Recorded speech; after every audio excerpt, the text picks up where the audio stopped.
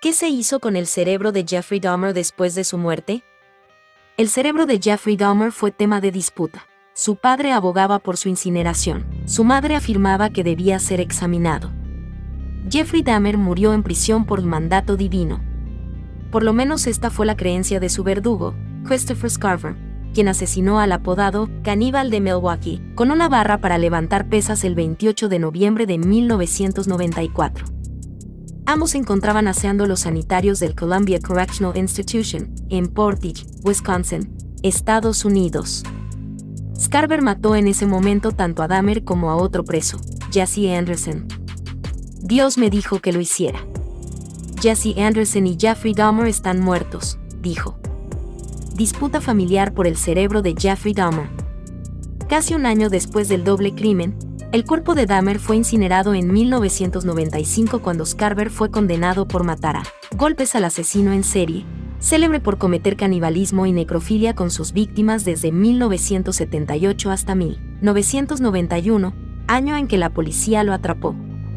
Solo hubo una parte del cuerpo de Jeff que se salvó de la quema, su cerebro, el cual se conservó en formaldehído mientras sus padres, Lionel y Joyce, discutían si debía entregarse a los científicos para su estudio. Lionel abogaba por la incineración del cerebro, mientras que Joyce afirmaba que los científicos debían examinarlo para conocer la razón de los abominables actos de su hijo. Mientras tanto, la mitad de las cenizas de Jeffrey se entregaron a su padre y la otra mitad a su madre. En su testamento, Dahmer declaró que no deseaba que se realizara ningún servicio en caso de su muerte. En declaraciones al Milwaukee Journal Sentinel, Joyce Dahmer dijo: Jeff siempre dijo que sí podía ser de ayuda, quería hacer todo lo posible. Por otro lado, Lionel quería que se incinerara el cerebro porque quería dejar atrás las acciones de su hijo, y porque Dahmer había pedido que su cuerpo se incinerara, lo que, según Lionel, incluía el cerebro. Al final, el cerebro de Jeff Dahmer se conservó a petición de Joyce porque esperaba que los científicos de la Universidad Estatal de Fresno, en California, pudieran estudiarlo. Quería ver si un examen permitiría descubrir algún factor biológico que pudiera explicar algunas de las acciones de su hijo. La expareja, divorciada poco antes de que Dahmer cometiera su primer crimen en 1978, decidió que el Tribunal del Estado de Wisconsin tuviera la última palabra sobre qué hacer con el cerebro de su hijo, la respuesta de la ciencia. Por supuesto que hubo interés en estudiar el cerebro de uno de los asesinos seriales más complejos de la historia, de la crónica negra a nivel mundial.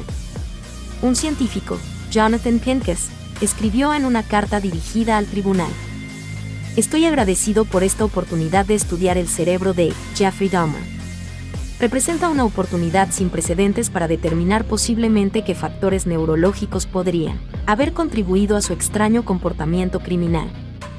Estaremos encantados de examinar el tejido cerebral al microscopio en la Universidad de Georgetown.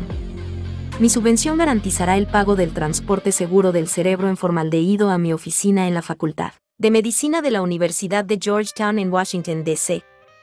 Respuesta fallida. Sin embargo, el 13 de diciembre de 1995, un juez decidió que el cerebro de Dahmer se debía destruir, después de que Lionel y Joyce expusieran sus argumentos sobre el tema. En ese momento, el LA Times informó: un juez ordenó el martes la cremación del cerebro del asesino en serie Jeffrey Dahmer, que había sido conservado a petición de la madre de Dahmer con la esperanza de que fuera estudiado. El juez del circuito del condado de Columbia, Daniel George, tomó su decisión durante una hora de audiencia para decidir qué hacer con el cerebro. Tengo mucho miedo sobre el tipo de investigación que se va a hacer en este análisis. ¿Qué tipo de comparaciones se van a hacer? ¿Con qué tipo de muestras de población estamos tratando en términos de comparar el tejido del cerebro de Dahmer con otros tipos de cerebros de otros individuos?, expresó el juez en su declaración final. Por lo tanto, el cerebro del criminal nunca pudo ser estudiado por los científicos.